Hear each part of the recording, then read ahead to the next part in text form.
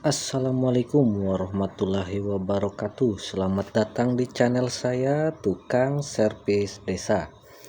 Hari ini saya kedatangan HP Infinix ya. HP ini saya coba ini dicas nggak mau ya. Dan info usernya HP-nya minta ganti LCD ya. Namun sini kayaknya kerusakannya nggak cuma di LCD aja. Jadi langsung saja saya bongkar HP-nya. Oke, di sini untuk karet-karet tombolnya sudah pada habis ya. Dan ini tombol powernya kadang kena, kadang tidak ya. Ini untuk bagian tombol power, untuk bagian dalam ini, nah ini enggak terlalu merespon ya. Oke, di sini langsung saja saya buka tutup mesin bagian atas. Dan ini ya, karena ini satu fleksibel LCD itu menjadi satu ya antara mesin atas dan bawah itu, jadi harus dibuka semuanya. Jadi di sini dibuka tutup mesinnya bagian atas dan bawah ya. Oke, langsung saya buka untuk bagian atas, dan hati-hati saat membuka ya. Jangan lupa lepas SIM tray-nya terlebih dahulu, dan ini ya, jangan lupa juga untuk hati-hati karena disitu ada fleksibel fingerprint juga. Oke, di sini setelah dibuka tutup mesin atas, lanjut ke bagian mesin bawah ya. Jadi pada HP ini sebenarnya minta ganti LCD saja ya, namun kayaknya kerusakannya nggak cuma di LCD ya. Untuk di cas itu kadang masuk, kadang tidak juga ya. Jadi pas dicoba dites untuk bagian LCD-nya, memang bagian atas sebelah kanan itu hitam ya, ada hitam. Jadi itu kadang nggak bisa disentuh ya. Jadi disitu di cas juga kadang nggak merespon ya. Dan tombol powernya juga ini ya, kadang kena, kadang tidak. Jadi disitu saya akan coba ganti dulu ya untuk beberapa bagian seperti fleksibel tombolnya, konektor cas, dan yang lainnya ya. Jadi saya fokuskan dulu untuk bagian yang di ini ya, yang di bagian fleksibel.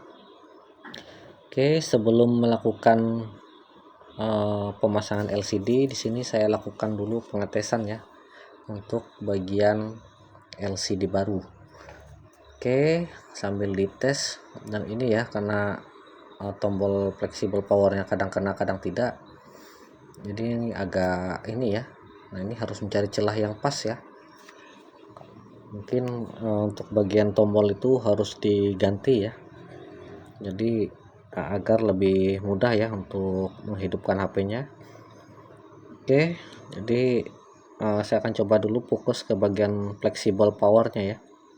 Itu akan saya ganti, karena apabila tidak diganti nanti berpengaruh juga buat LCD baru ya. Karena ini ya, nanti malah bikin HP-nya mati hidup ya. Dan ini untuk bagian fleksibel powernya itu, untuk bagian penutupnya sudah hilang ya.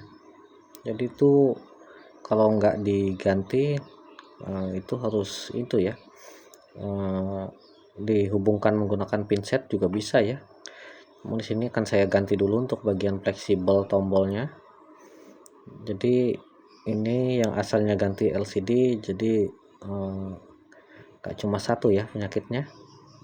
Jadi ganti tombol fleksibel power, dan ini ya ada beberapa tambahan lagi ya yang harus diganti.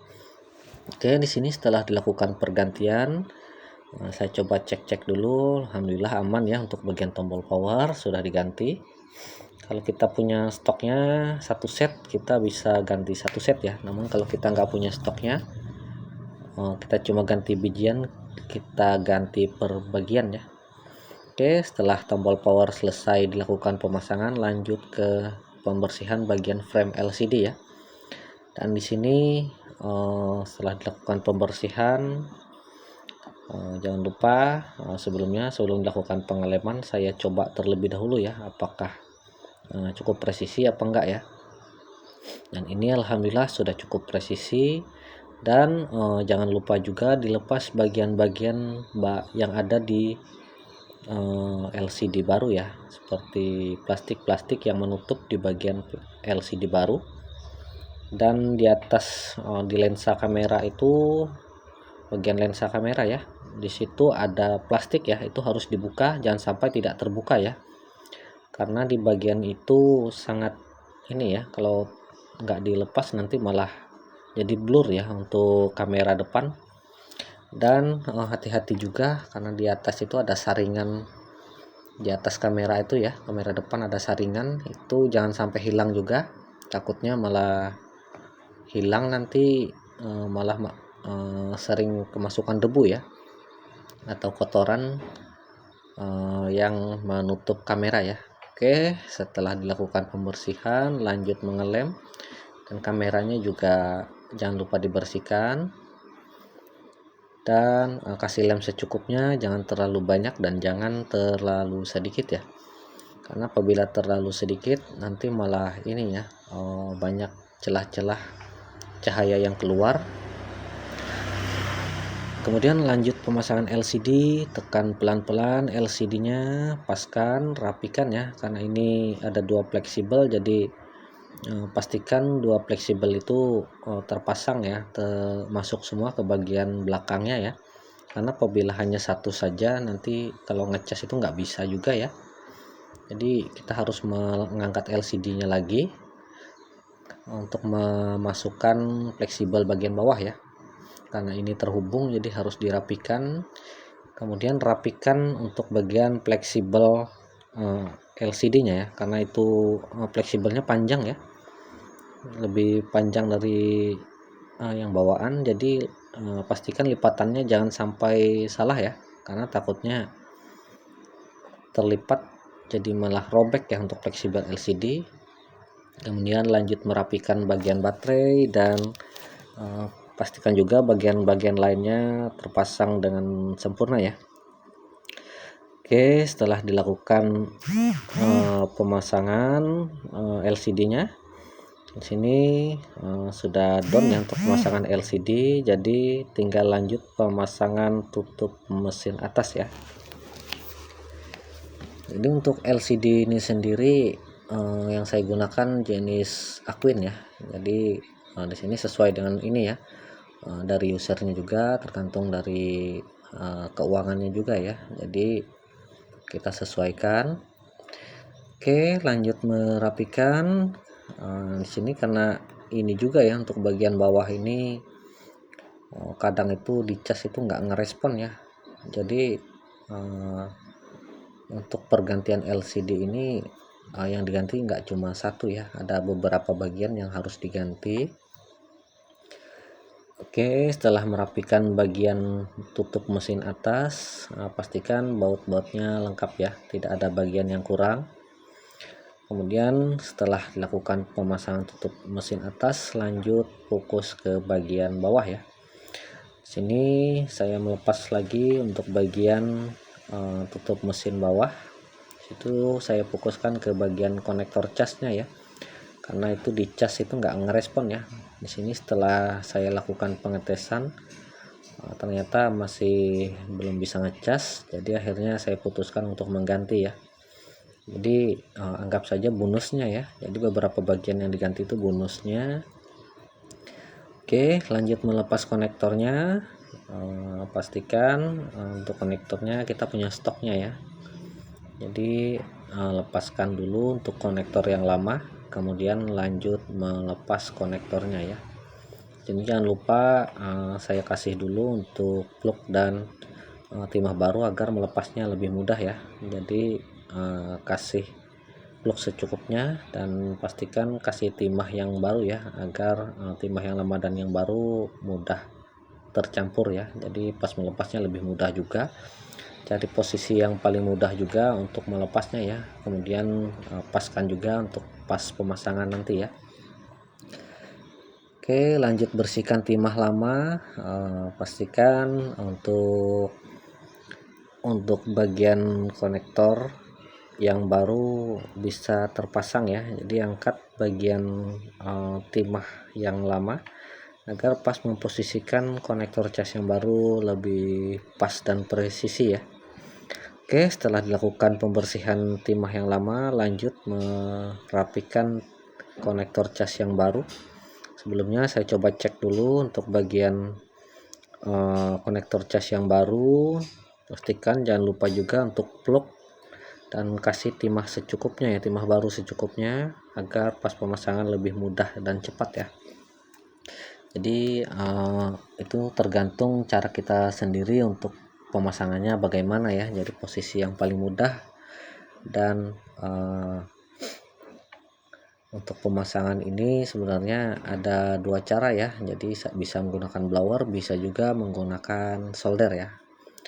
Di sini saya gunakan solder, jadi saya paskan dulu untuk bagian konektornya, kemudian apabila sudah pas lanjut dirapikan ya, dan kasih timah untuk kaki-kakinya, kemudian pastikan semuanya pas ya. Dan setelah dikasih timah untuk bagian kaki-kaki, lanjut menyolder. Di sini ada 5 pin ya, jadi 5 pin ini sangat rapat sekali ya. Jadi hati-hati saat menyoldernya, karena apabila di solder terlalu banyak timah nanti bisa menyatu ya untuk bagian pin-pin ini ya, kaki-kaki konektornya ya. Oke, di sini sudah selesai untuk pemasangan konektor casnya. Jadi di sini ternyata ada satu pin yang enggak terlalu kena ini ya, enggak terlalu kena timah baru ya. Jadi saya solder ulang sedikit ya. Oke, kemudian apabila sudah dirasa cukup, sudah pas, tinggal di bagian belakang konektor casnya saya tambah timah ya, agar tidak mudah longgar ya untuk dicolokkan ke cas. Kemudian lanjut ke pemasangan ya, dan ini alhamdulillah semuanya sudah selesai untuk pemasangan. Tinggal lanjut ke merapikan ya, pasang konektor fleksibel LCD bagian bawah, kemudian bagian kabel antena ya, kemudian pasang tutup mesinnya, dan lanjut merapikan tutup mesin bawah ya. Namun sebelum dilakukan pemasangan lebih lanjut, pastikan harus dicek terlebih dahulu ya, agar tidak double ya kerjanya. Jadi di sini saya coba tes terlebih dahulu sebelum melakukan merapikannya ya. Dan alhamdulillah sudah muncul logo pengisian ya, dan alhamdulillah untuk layarnya sudah normal kembali. Untuk tombol juga aman ya, tinggal merapikan ya. Oke, lengkapi semua baut-baut tutup mesin bawah. Kemudian setelah dilakukan pemasangan, pasang backdoor dan SIM tray-nya ya. Oke, dan di sini untuk pemasangan sudah done ya. Jadi tinggal memasang backdoornya ya. Dan untuk bagian backdoor itu sendiri, untuk bagian tombolnya karena sudah habis ya, karetnya nggak bisa mengenai itu ya, jadi ditekan itu nggak terlalu kena. Jadi inisiatifnya saya ganti dengan tombol baru ya. Oke, ini alhamdulillah sudah selesai pemasangan, tinggal memasang backdoor dan SIM tray-nya ya. Dan ini sudah mulai sampai ke tahap akhirnya, jadi tinggal penyelesaian ya. Oke, sambil merapikan dan pastikan semua aman ya. Terima kasih. Assalamualaikum warahmatullahi wabarakatuh.